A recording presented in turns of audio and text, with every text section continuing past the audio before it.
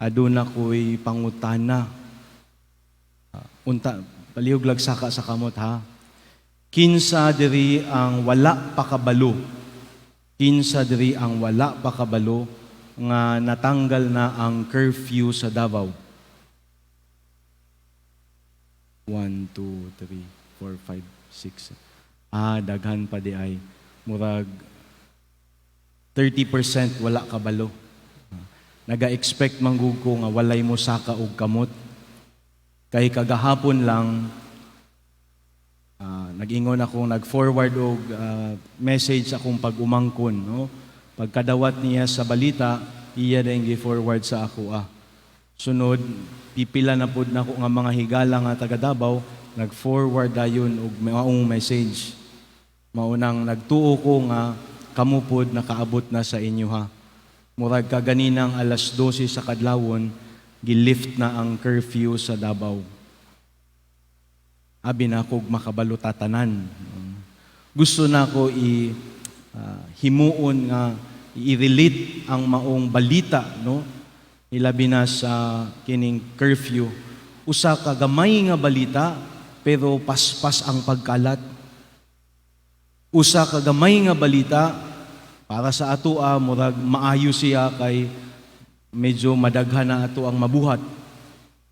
Gamay nga balita nga makapabag-o na pud, murag mabag-o na pud ang ato ang panginabuhi, pati na ang ato ang gani ang uban, no? Lipay pud tong mga kay natanggal pud ata ang liquor ban, tama ba?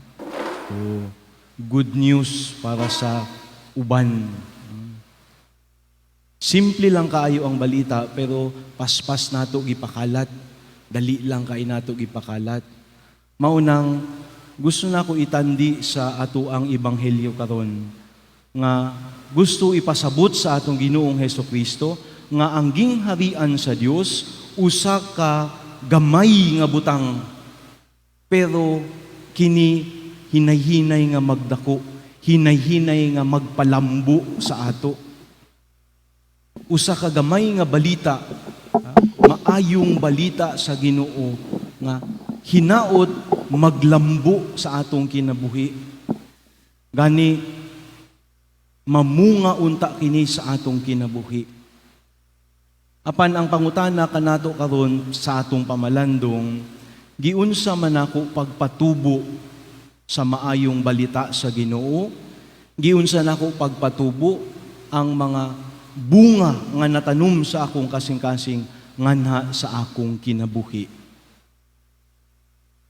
Mga igsuon, ang imahe nga gipakita sa atong Ginoong Hesukristo usa ka giya alang kanatong tanan, hilabi na isip iyang mga tinun-an nga ang gingharian sa Dios dili lang nato ang kunon para sa atong kaugalingon, nga ang gingharian sa Dios dili lang para sa usa ka tawo o pipila lang, kundili para kini sa tanan.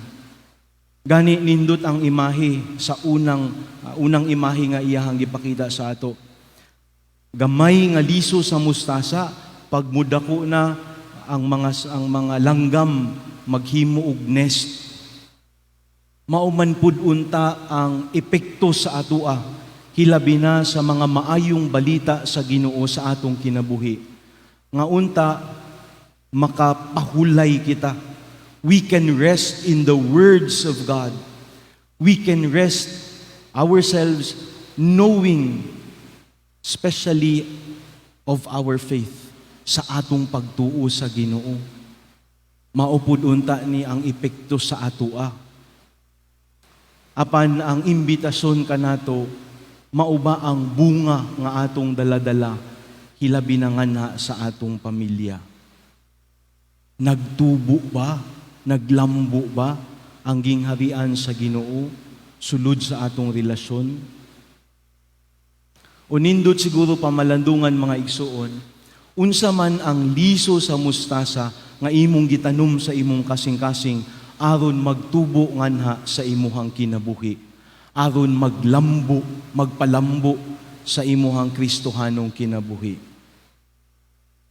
Mga igsuon, sulod nining santos nga misa, atong pamalandungan kung unsa ang sulod sa atong mga kasing-kasing karon.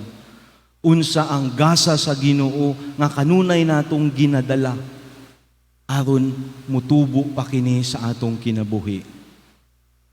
Hinaot, pangayuon nato ang grasya o gasa sa Ginoo karong adlaw nga mahimo kitang mabungahon. Amen.